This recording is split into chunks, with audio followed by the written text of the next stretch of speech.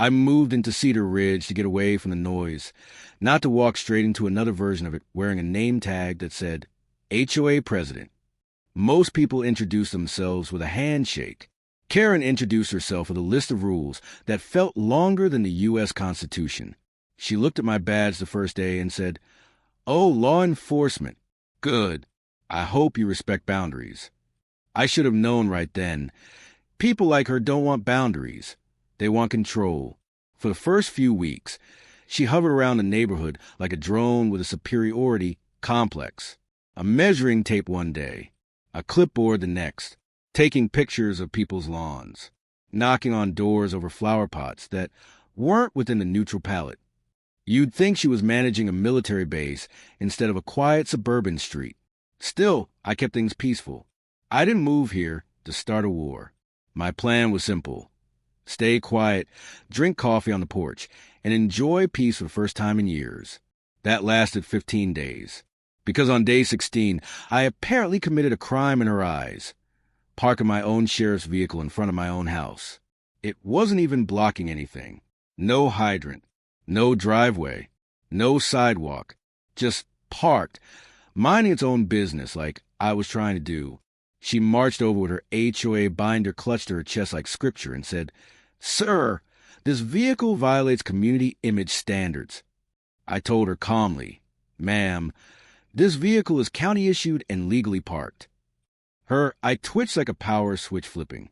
That was the beginning.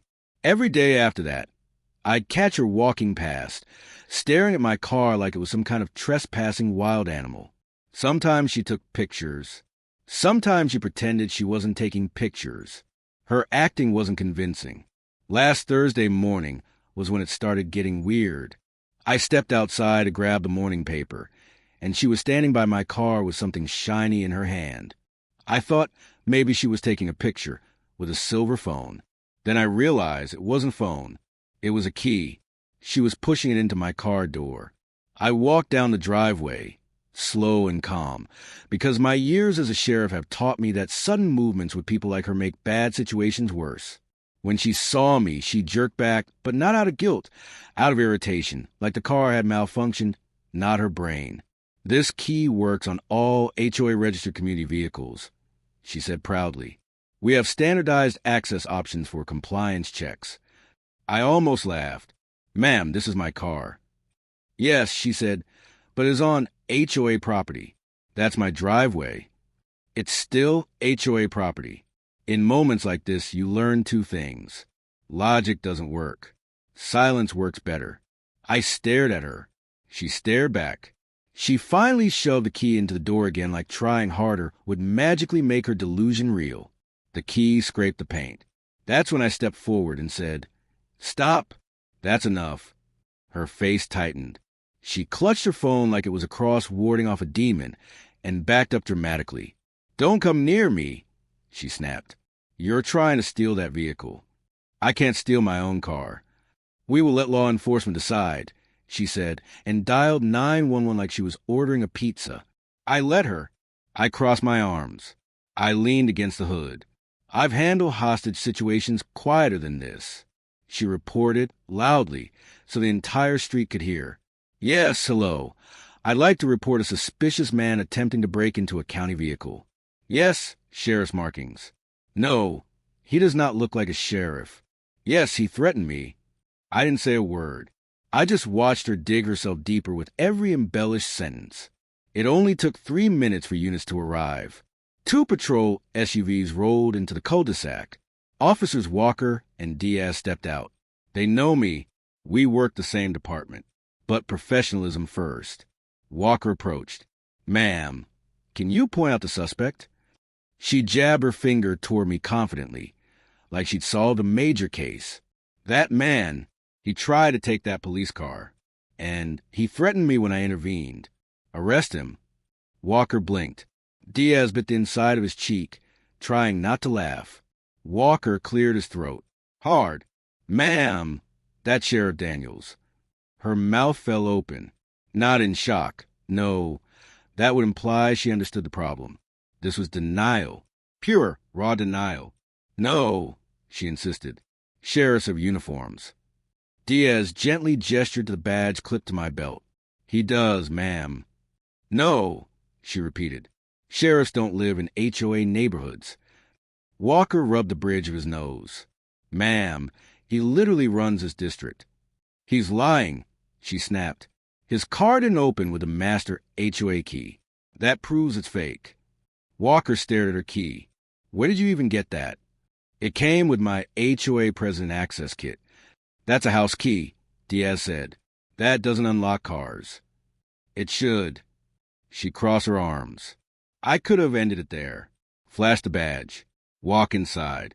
Let the officers deal with her. But something told me this wasn't going to end unless I ended it properly. I stepped forward, calm but firm. Karen, I am the sheriff assigned to this county. That is my vehicle. And you tried to force your way into it. She froze. For the first time since I'd met her, she didn't speak. Just stare at the badge like it was written in another language. Then the gears turned. The anger returned. Well, maybe you shouldn't park it there. It disrupts the aesthetic. Diaz quietly said, Ma'am, that is not a crime. She huffed. Then I'm filing a formal HOA complaint. Walker said, Ma'am, you called 911 for someone accessing their own vehicle. This is a misuse of emergency services. Her eyes widened. Are you threatening me? No, ma'am, he said. We're informing you. She looked at me, then at them, then at her useless key, then back at me. Fine, but this isn't over, she muttered, stomping off like a villain retreating for a sequel. Walker leaned toward me as she walked away. How long you been here, Sheriff? 16 days. He whistled. Good luck. But in my gut, I knew it wasn't luck I'd need. HOA presidents don't lose battles. They reload. And Kara was already planning her next move. The next morning started quieter than usual. Too quiet. The kind of quiet that feels rehearsed, like the neighborhood had been briefed to avoid eye contact with me. People who normally wave from their porches suddenly found their plants fascinating. A man walking his dog crossed the street, even though his dog clearly wanted to come say hello. I wasn't offended. People talk. People exaggerate. And Karen loved an audience. I headed toward my car with my coffee in hand, hoping for a normal start to the day. But as I got closer, I saw something taped to the windshield. Bright pink. Neon. The HOA's favorite color. Weaponized paperwork. A citation. The kind that used to make residents annoyed, but now made me laugh. Vehicle appears abandoned. It read in all caps.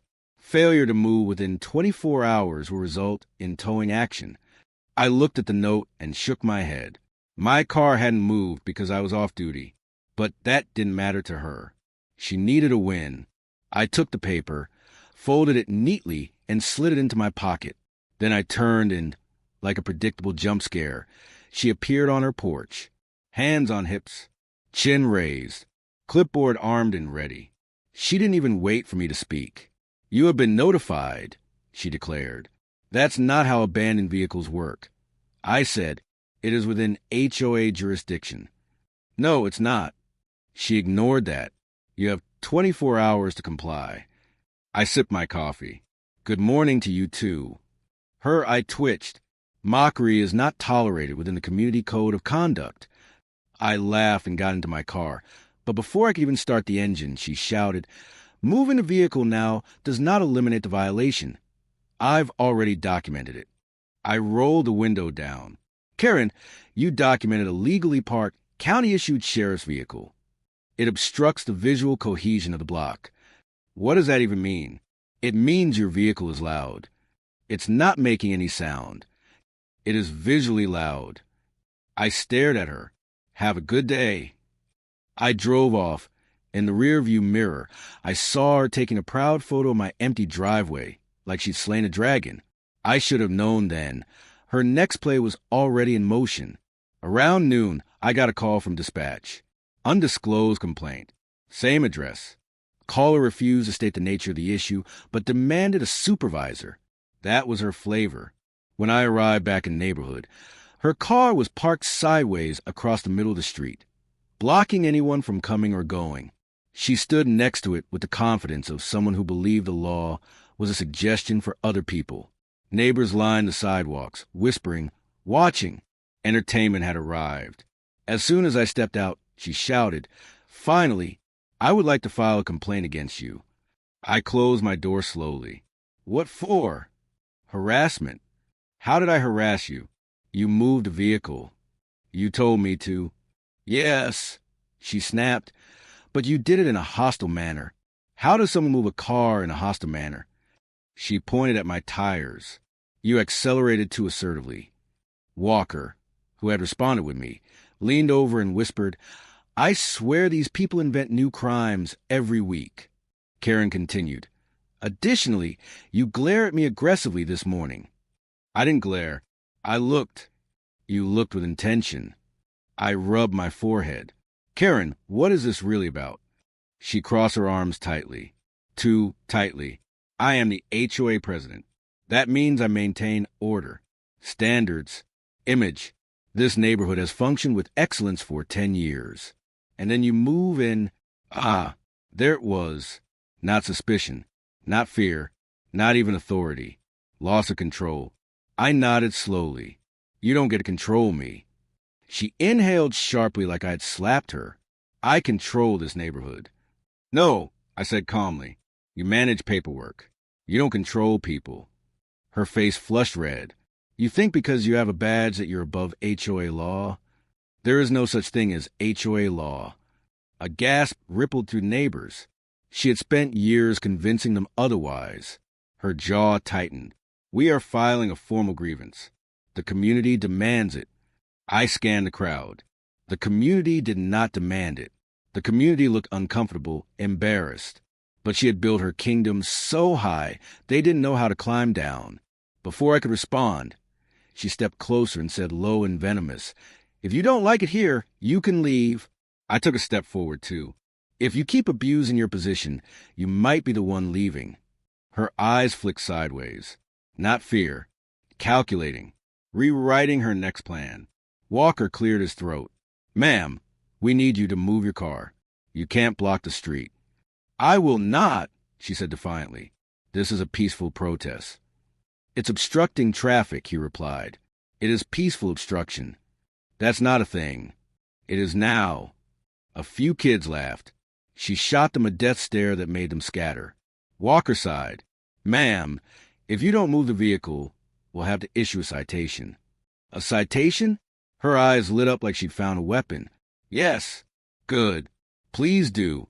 Then I can file a grievance against you, too." "That's not how that works," he muttered. She clasped her hands triumphantly. "Perfect. Issue it." Walker wrote the ticket slowly and handed it over. She smiled like she'd won a trophy. Then she turned to me. "See? The law is on my side." I shook my head. "Karen, the law is patient. Not blind. Not unlimited." She ignored it. "I will be submitting a neighborhood-wide vote to restrict law enforcement vehicles from being parked outside garages." I raised an eyebrow. "My vehicle doesn't fit inside that garage. Then you will need a different vehicle." "That's not how sheriffs work."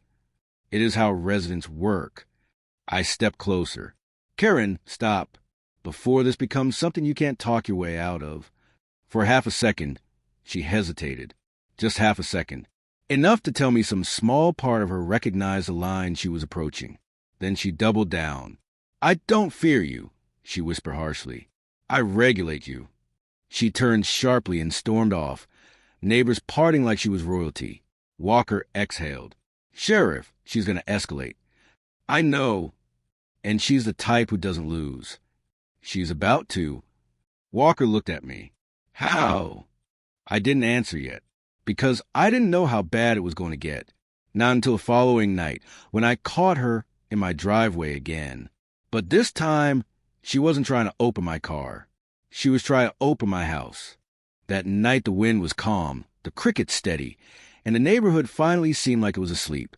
I had just set my badge on the kitchen counter when I heard a soft noise outside. Not the rustling of leaves. Not the thump of a stray cat. A deliberate metallic click. A lock attempt. I moved quietly toward the front door, instinct taking over. I didn't flip on any lights. Didn't speak. Didn't even breathe loud enough to be heard. I just stood behind the door, listening. Click. Pause. Click, click. Someone trying different angles. Then came the unmistakable scrape of metal sliding along a keyhole. Not a key, too thin. A tool. I opened the door fast. Karen jumped back like she'd seen a ghost. Her flashlight hit the ground with a thud, rolling until it shined against her shoes. In her right hand was a tiny metal pick set. Her face froze between guilt and indignation, unsure which mass pick. "What are you doing?" I asked, voice low but firm. She straightened her posture like she hadn't been hunched over my doorknob like a raccoon picking a lock, performing a safety inspection. "At midnight?" "Yes," she said boldly. "Night checks are necessary to ensure residents keep their entry points compliant." "That doesn't make any sense." "It makes perfect sense. Criminals operate at night. You are the criminal right now." She blinked, offended. "No, I am acting in HOA authority." "Karen, you are literally trying to break into my house." "I was checking the integrity of the lock." "With lock picks." She cleared her throat. "They are safety picks." "I'm calling this in," I said. I reached for my radio. Her hand shot up. "Stop." I stared at her hand. She stared at it too, like she hadn't realized it moved. "Lower your hand," I said. She did, reluctantly. Then, incredibly, she said, "If you file a report, I will file one back." "For what?" "For obstruction. You broke into my property. I attempted to ensure your lock met HOA security standards." "The HOA doesn't have security standards." "It does now." I took a step toward her. She took a step back, not afraid, offended, like proximity itself was disrespect. "Karen," I said calmly, "you need to go home." "No," she lifted her chin. "You have disrespected my authority, and now you are making up accusations. You're standing in my driveway in the middle of the night with lock-picking tools." Her voice rose, panicked but stubborn. "I was inspecting the lock. This is what leaders do. I am responsible for the safety of this neighborhood. You are responsible for paperwork. That is a form of safety. Go home." She didn't move. She wasn't going to leave quietly. She needed an audience, someone to validate her story. So she took a deep breath, stepped back, and yelled loudly enough to wake the dead. "Help! The sheriff is threatening me." Lights flicked on up and down the street. Curtains pulled back. Doors cracked open. Her stage was set. I pinched the bridge of my nose. "Karen, don't come any closer," she screamed dramatically, even though I wasn't moving. "You're lying," I said. "I am protecting myself." "From what? Reality?" Within minutes, headlights swept through the cul-de-sac. 2 deputies arrived. Different ones this time, Olson and Ramirez. Young guys. Good hearts. Not ready for this. Olson stepped out. "Sheriff? Everything all right?" "No," Karen said before I could speak. "Everything is not all right. This man," she pointed at me, "attempted to break into this home and threatened to harm me when I tried to stop him." Olson blinked slowly. Ramirez looked like he wanted to vaporize himself. "Ma'am," Olson asked carefully, "you're saying the sheriff tried to break into his own house?" "Yes." "And you tried to stop him?" "Yes." "With lock-picking tools?" She stiffened. "Those are not lock-picking tools. They're safety instruments." "They're picks," Ramirez muttered. "They are HOA-approved safety instruments. The sheriff should be thanking me." I looked at the deputies. She was picking my lock. "Inspecting," she corrected sharply. "You were breaking in." "I was protecting the community." Ramirez whispered to Olson, "This lady's off her meds, man." Karen gasped. "I heard that. I will report you." Olson sighed. "Ma'am, you can't be on someone's property at night, let alone try to manipulate their lock." "This is MY neighborhood," she declared.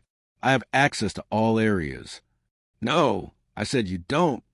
"Yes, I do." "You don't." "I do." The whole street watched this argument like it was a season finale of a show they never signed up for, but somehow couldn't stop binge-watching. Karen wasn't done. She pointed at my house dramatically. This residence is out of compliance. The paint shade is 1 degree darker than regulation taupe. It's the original paint. It is therefore outdated and must be replaced. It's the same as every other house. That is irrelevant. Then she whirled toward my car.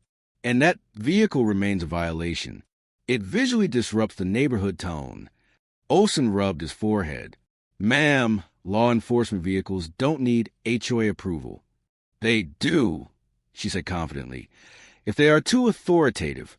I stared at her. What does too authoritative mean? It means your car intimidates residents. It's supposed to. Not MY residents. I exhaled.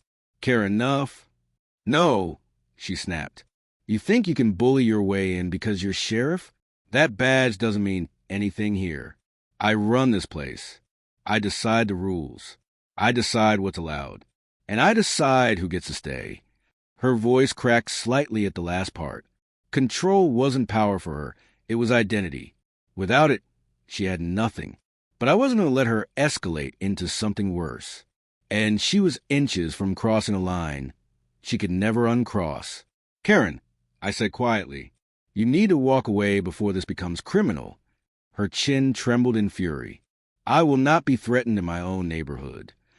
Ramirez whispered, it's everyone's neighborhood. She ignored him. Then she made her choice. She pulled out her phone, looked me dead in the eyes, and said, if the sheriff refuses to follow HOA rules, then the HOA will take action. What action? I asked. She smiled. That smile scared me more than anything else she had done. You'll see, she said. She turned and walked away into the darkness. Not defeated. Planning. And the next morning, her plan was on full display. Bold, public, and completely insane. A giant HOA violation. Notice wasn't just taped to my door. It was nailed into my lawn. In the center of it was a single sentence underlined in red. Eviction proceeding initiated.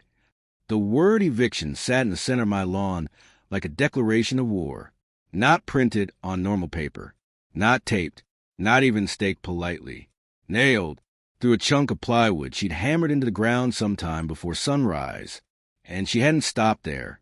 Yellow HOA tape, her twisted version of caution tape, crisscrossed my porch railing. A massive sandwich board sign leaned against my mailbox. Non-compliant resident. Under investigation. I stood there staring at it, hands on my hips, jaw tight. I'd handled armed standoffs with calmer nerves, but this was a new level of delusion. Across the street, blinds snapped shut. Phones peeked out. Someone whispered, she actually did it. I didn't need to guess who. She was... The door to Karen's house swung open like a villain stepping onto a stage. She marched down her porch holding the infamous clipboard, no doubt heavier today with whatever fresh nonsense she'd written overnight. She approached slowly, savoring each step. Good morning, she said sweetly, like we were old friends sharing muffins. What is this? I asked, motioning to the yard. Due process, she said proudly. You can't evict a homeowner. HOAs can't do that. This one can. No, it can't. Yes, she insisted, because you have violated every standard of this community and compromised neighborhood safety. By existing? By refusing to submit to authority. I blinked. Karen looked me in the eyes. I am the sheriff. I'm the authority. She shook her head gently, almost pitying. Oh, Sheriff Daniels, authority is not a badge. It's structure. No, it's law. It's order. It's reality. She ignored that. You have 48 hours to vacate the premises. I laughed once, loud enough that it echoed a little. No. She smiled wider. It's already been voted on. No, it hasn't. Yes, it has. By who? By me? That's not a vote. It is when I represent the community. You don't. She lowered her voice. I represent order, stability, a vision, and you are a disruption. I stepped closer. Karen, take all this down. Right now. She held her ground. No, I'm telling you calmly. And I'm declining calmly. Neighbors were gathering now. standing at a safe distance, watching the showdown. I took a slow breath. I'm going inside. When I come back out, the signs will be gone. The board will be gone. The tape will be gone. She tilted her head slightly, as if waiting for a punchline. Or what? I didn't answer. I walked inside for 10 seconds. Then I came back out with a camera. Not my phone. The county-issued evidence camera. Her expression slipped.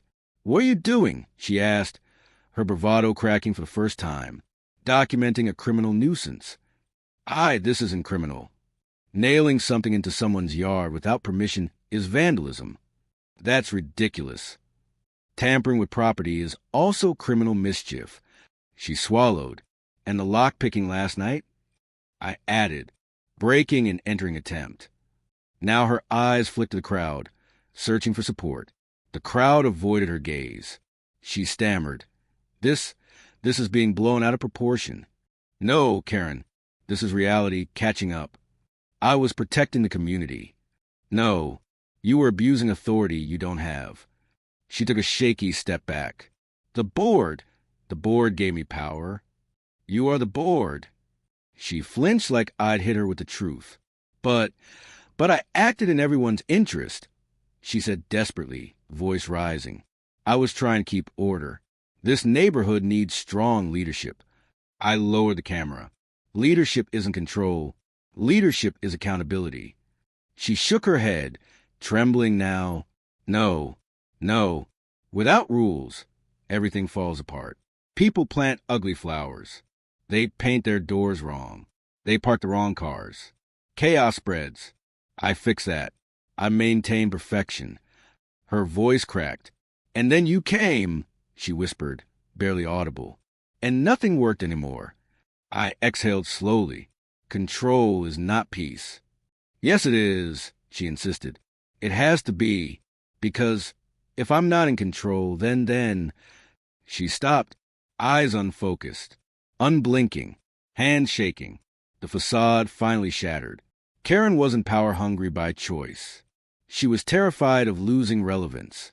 The neighbors watched in stunned silence. I took a step toward her, slowly. Karen put down the clipboard. She clutched it to her chest. No, put it down. No, it's mine. It's my responsibility. They need me.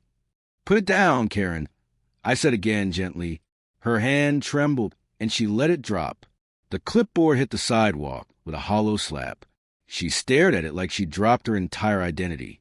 I turned to the deputies who had just arrived after the earlier radio message. And this time, they saw everything.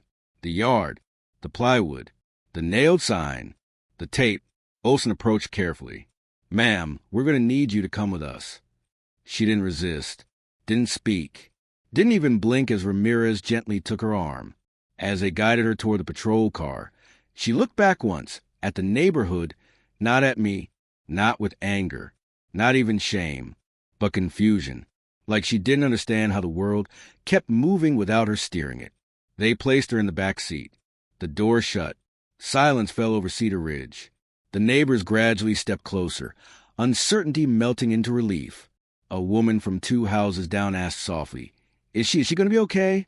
"She'll get help," I said, "and a break from HOA duties." Someone else muttered, "Thank God." Another neighbor, an older man, shook my hand. We didn't know how to stop her. She took over everything. "She won't be back in charge," I assured him. He nodded gratefully, tears threatening at the corners of his eyes. As the patrol car pulled away, the sun broke through the clouds, lighting up the plywood notice still sitting in the grass. I walked over, lifted it, and yanked the nails out one by one. Neighbors helped tear down the tape.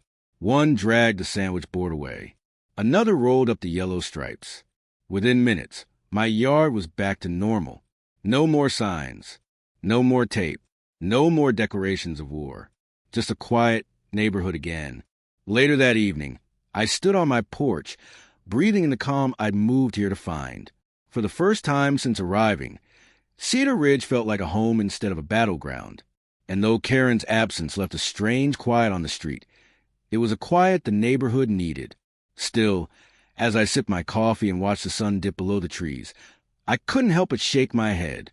She called 911 on me for stealing my own car, tried to evict me from my own house, declared herself ruler of a suburb, and none of it worked, because the one thing she couldn't control was me.